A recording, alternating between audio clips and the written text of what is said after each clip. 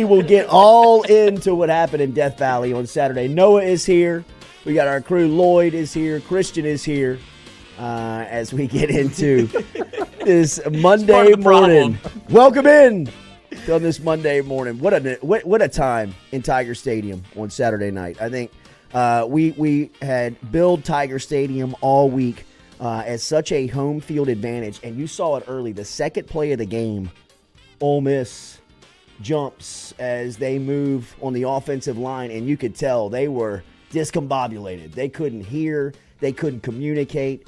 Tiger Stadium was everything that it was cracked up to be and more on Saturday. I mean, the place was buzzing, and the stars were out. She don't get on top Shaq. often, but when she does. I mean, she put the dress on. Skeens was there. Shaq was there. Odell was there. Jets was there. I mean, it was a night for the stars. It was a night for magic. You could feel it early on that LSU was going to set this thing up in the fourth quarter where it was going to be one of those. You can't leave early.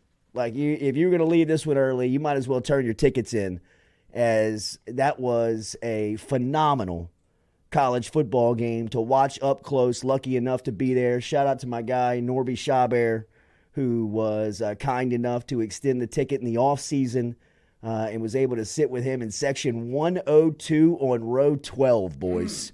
When I'm telling you, you could hear the coaches' conversations with the players. You could see things it was a phenomenal point of view. I know Noah went last night on social media and found all of us on fan cam. Dangerous game. Which is cool. That is a dangerous. A lot of conversations are happening on Monday. A lot of people. Wait. How's that thing work? You can do what? You can find me in the stadium in St. Louis. I thought you were in section 313.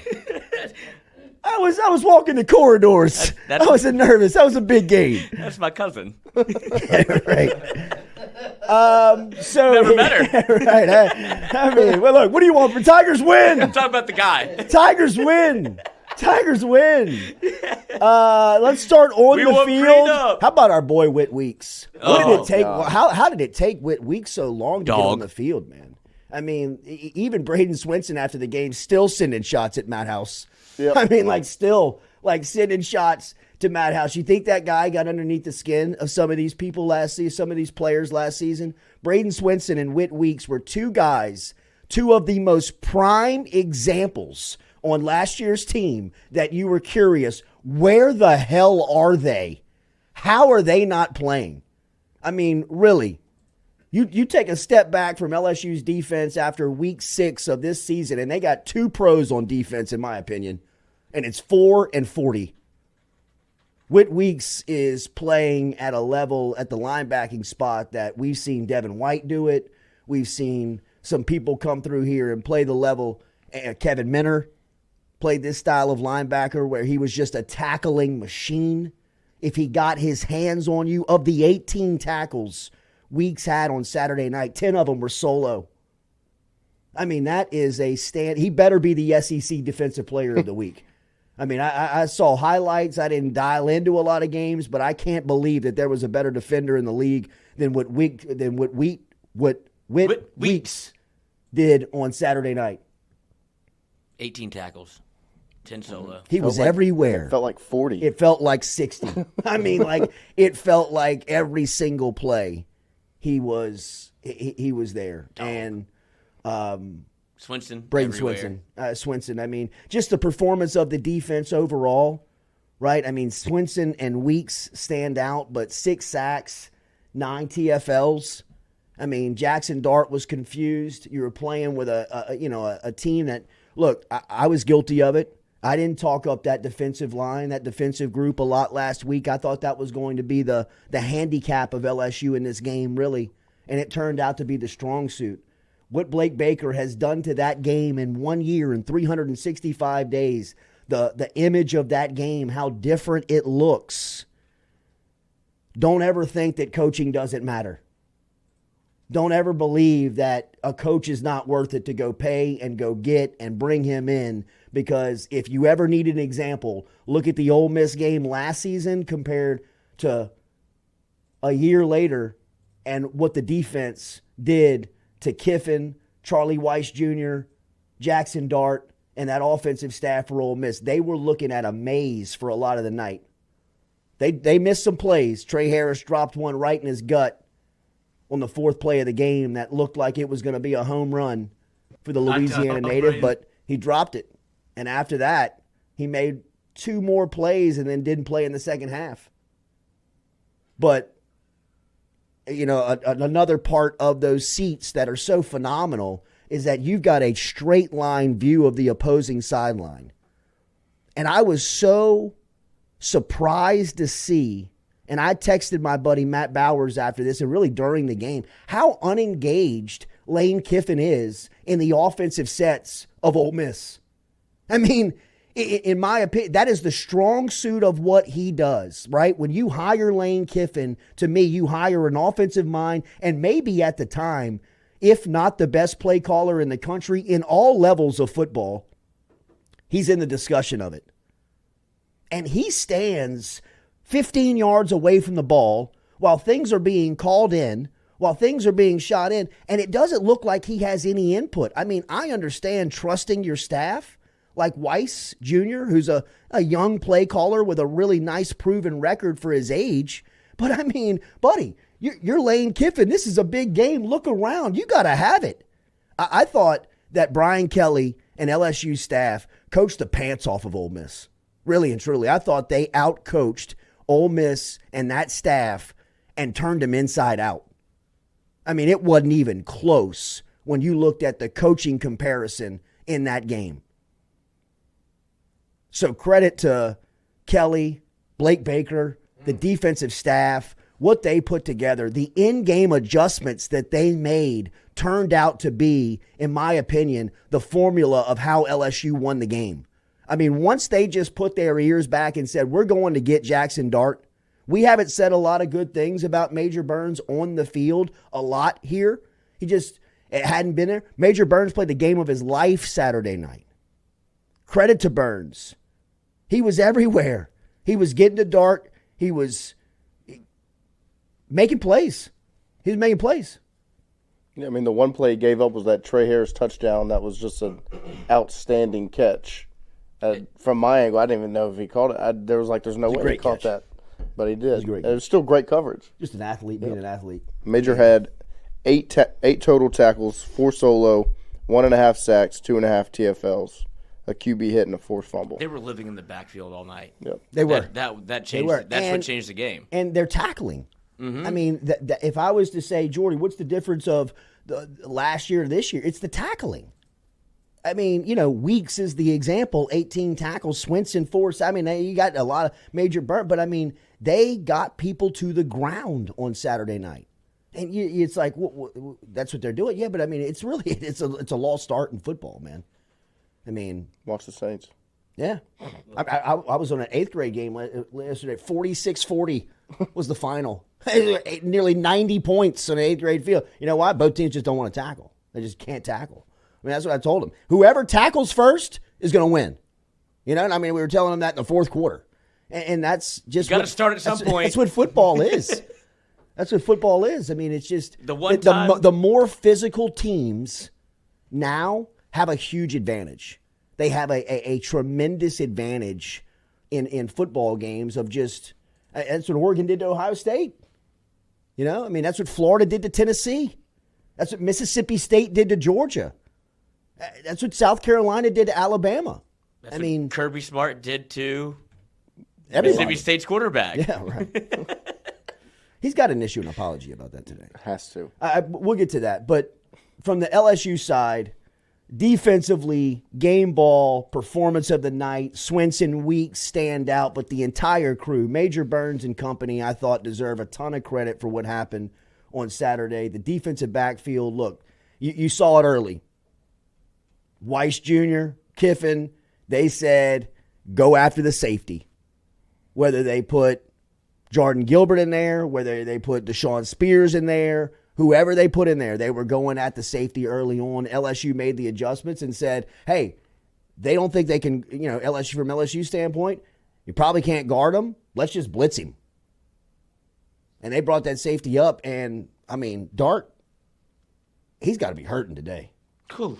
I mean, he was pummeled. They roughed him up, man. I mean, he's got to have some nightmares about Swinson coming off the edge, Weeks coming at him head on. I mean, that's as physical as I've seen LSU play since mid-2000s. Easily. I mean, 2019, they'd square you up, I mean. But what I think of LSU football, I don't know if this is a championship team, but those championship defenses, you saw 11 to the football. You saw 11 to the football on Saturday. You're making plays at all three levels. I mean, hey, Zy Alexander, golly, man, don't let me forget to mention him on, we mentioned Swinson, we mentioned Weeks, you mentioned Major Burns. Zy Alexander, what a performance, I mean, that just the interception, the ability to coverage, the tackling. Mm-hmm. I mean, he made some key tackles on Saturday night that turned out to be huge when you step back and look at that game. And then from the offensive side, look, it's still head-scratching that this team can't run the ball. But from a passing standpoint and from a performance standpoint, it wasn't Nussmeier's best game. But I thought what Brian Kelly said afterwards really hit in the sense of, man, Garrett Nussmeier grew up a lot on Saturday night because it wasn't if, it was when he was going to face some adversity, right? Like the game of football is just, it's not meant to coast through. It's not meant to have all good times. It's not meant to be easy. And Nussmeier has a certain skill, a certain, approach to him where he makes the game look easier than it probably is. He's got a really pretty release. He plays with a calm to him. On Saturday night, he was sped up a little bit. On Saturday night, he made some decisions where you were like, man, that wasn't what you've seen the previous couple of weeks. But you could see he was working through it. He was battling through it. He was pushing through it. And you knew when he had a chance, he was going to give you a shot. And to me, the play of the game offensively was the scramble out of the blitz, 3rd down and long in the 4th quarter, where Nussmeier spins out of the blitz, creates time, rolls right, and throws a absolute bullet into the chest of Mason Taylor, who is, it was kind of a bang-bang, whether he was down, whether he was up, whether he was going to score, but it got the place back into it. The place erupted. And after that, you could feel like he found his groove again. Like he was back to, playing the game at a certain pace where it's like, man, he's so in control. He's so in check of everything that is going on. Again, a very big advantage of sitting in the seats with my man Norby on Saturday night was when Nussmeier would come off the field, I was watching the interactions of who meets him. And it's a lot of Cortez Hankton meeting him on the numbers in his ear, talking to him. And then Brian Kelly kind of floats over the top. And man, Kelly he was in it Saturday night, at least from my point of view. And the way that he was, there was a couple of times, man, where he was getting after Nussmeier.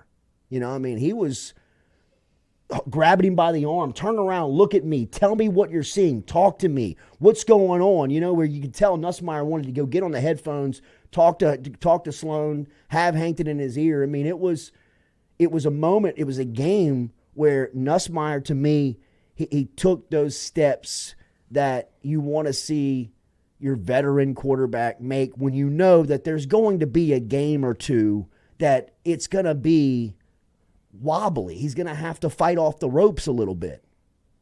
I thought he did that tremendously on Saturday night. It wasn't his best game, but I thought when you talk about Nussmeier, when we think about Nussmeier, this is going to be a game that stands out. He battled, he stayed in it, he made plays when he had to, and then at the end of the game, he throws a beautiful pass to Kyron Lacey, who played a phenomenal game on Saturday night. That throw to Aaron Anderson, the touchdown to tie it up at the end of the 4th quarter. I've watched that throw maybe 100 times. And that's there's a lot of that's probably the play of the game too. Right. I mean, because I saw a screenshot where Nuss throws the ball, Anderson has not broke, at the student and he's still looking at the student, and he's still covered. Yeah. And he put it in the spot where that was like 4th and 5. It was 4th and 5. Like you didn't have to. Right. You didn't have to have it. That's out of a timeout on a 4th down. That's a trust your quarterback moment, man. Like you ever need to see some evidence of what they think about Nussmeier? 4th and 5, your life's on the line, game's on the line. You got to have a play. Put the ball in one of your best players, arguably Aaron Anderson, who has emerged to be one of the best players on this team consistently, week in, week out. And they make the play. That was a great game. It was a phenomenal game. It was worth every single cent. It was awesome. I mean, it was a phenomenal game to be at in person, watch, and just kind of see the emotion of the back and forth in both teams. For LSU not to lead that game until the final score. For 0 seconds, they led the game. That tells you a lot about a football team. I mean, for what you learned about them at South Carolina, of fighting back, coming back for 17, this is more of a complexion of that than anything. Right? I mean, of being able to stay in a game, compete in the game where you're never in the lead, you never have control of it, and then take the lead at the end when you got to win it. And it was a great night in Tiger Stadium, man. It was one that LSU, I think a play that's going to be forgotten in this game that I thought was absolute nails was the Ole Miss kicker. And a 57-yarder. That son of a bitch. From the logo. You do everything. From the logo. Draining a 57-yarder in OT. Davis. In a place that was See you at the mall later. I mean, because you could. They melted in overtime. Tiger Stadium was. It was on your neck. It was. I mean, did they jump off sides twice? Mm-hmm. I mean, they had a timeout. They had a penalty out of a timeout. I mean, they got a false start out of a timeout, and that place was to the gills. It was awesome. It was a feeding frenzy. Awesome. Like back them up. I was to the point like they're gonna go for it. Oh, no doubt. Me too. I was like, this man missed a 20-yarder. I was like, I hope they do kick it. Me too. I was like, the goalposts were doing this. I was like, and I was like, look at the flags. I mean, like. He shanked an extra point. Yes. Good kick. Roll him out there. And then this cat just nails. Pipes one. And it would have been good from 70. It was. The ball of his life. It was beautiful. It was the kick of his life, McAfee's $100,000. It was the kick of his life. It was great. And then Kyron Lacey and Nussmeier hook up. And then you see the sideline interaction that LSU released where it's like, first play, like, give it to 2. Like, we're going to 2. Yeah, and he's like, let me get one-on-one. Let me get one-on-one. And that was the biggest thing that I thought LSU, and credit to Joe Sloan, I know they couldn't run the ball, but Ole Miss didn't let you. Like, they didn't let LSU run the football. They were in 2 high safeties the entire time, and they did a lot of pre-snap defensive things where it was motioning into 2 high and looking like a lot of cover 3, where they would bring a guy down and then put one up. So Nussmeier, it took him a while to kind of dissect the defense, and you saw LSU adjust with a lot of pre-snap motion, where you came back and got people in one-on-ones where it became good on good, and that's how Mason Taylor became open. You hit him on a 4th and 5, and then you hit him on the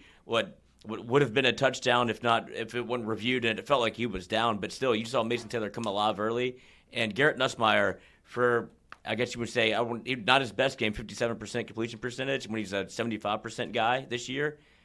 That last drive, he showed you Nails, baby. You know who I am. That's a quarterback. Right. That's my quarterback. I'll go to war with you. Every day. He did it against Wisconsin, and he did it again. Also, if I'm a scout, people are like, is he losing money? I'm like, well, let's see if the game ends. Let's see how it ends. Right. And I looked at the guy. I was like, he made a ton of money tonight, baby.